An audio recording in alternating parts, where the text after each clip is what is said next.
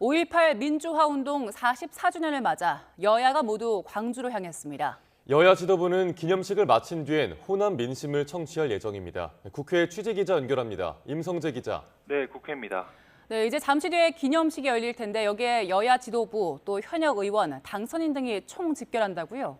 네, 여야 모두 광주에서 열리는 5월 희망이 꽃피다를 주제로 한 기념식에 참석했습니다. 국민의힘에선 황우여 비대위원장과 추경호 원내대표를 비롯한 지도부가 총 집결했습니다. 현직 의원과 당선인, 원외 조직위원장까지 120여 명 규모입니다. 더불어민주당에서도 이재명 대표와 박찬대 원내대표 등 지도부가 자리했는데요. 이 마찬가지로 지도부뿐 아니라 현직 의원, 당선인 등 180여 명이 참석합니다.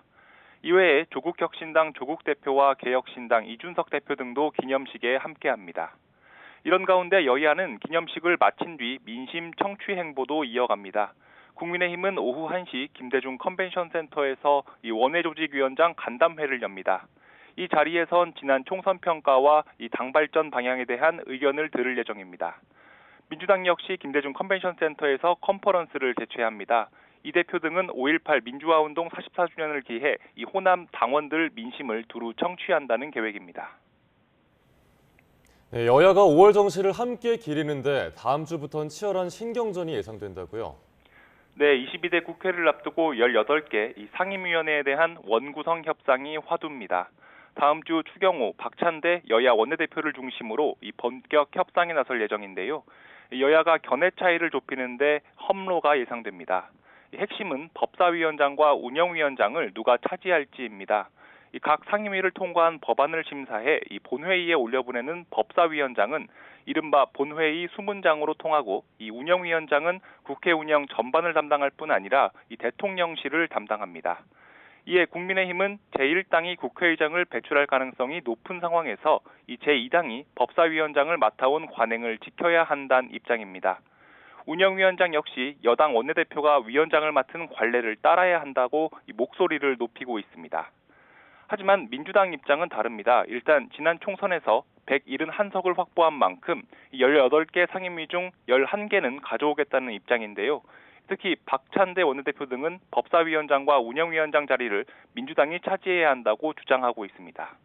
민주당에서 차기 국회의장 후보로 선출된 우원식 의원은 여야 합의가 어렵다면 국회법이 정한 절차에 따르겠다고 했는데요. 필요하면 표결으로 상임위원장을 배분하겠다는 뜻으로 풀이되면서 여야 간 마찰이 빚어질 가능성도 있습니다. 우 의원은 6월 안에 원구성을 하겠다고 밝힌 만큼 다음 주부터 본격 신경전이 이어질 것으로 보입니다. 네, 지금 얘기한 22대 국회 준비도 그렇지만 아직 21대 국회 마지막 쟁점도 남아있죠? 다음 주엔 이 최상병 특검법을 두고 여야의 충돌이 예상됩니다. 오는 21일 윤석열 대통령이 제2요구권, 다시 말해 거부권을 행사할 거란 관측이 나오기 때문입니다. 여권에선 대통령의 거부권 행사에 힘을 실어주는 분위기가 형성돼 있습니다. 이를 염두에 두고 원내 지도부를 중심으로 낙선하거나 낙천됐던 현역 의원들의 이탈표 방지에 공을 들이고 있습니다. 현재 최소 17명 이탈표가 나오면 거부권 행사로 법안이 국회로 돌아왔을 때 재의결될 수 있습니다. 민주당은 특검법 자체를 강행 처리한 만큼 분명한 입장을 견지하고 있습니다. 윤 대통령이 최상병 특검법에 거부권을 행사해선 안 된다는 건데요. 이런 야당의 목소리에도 거부권이 실제 행사된다면 만만치 않은 반격에 나설 것으로 보입니다.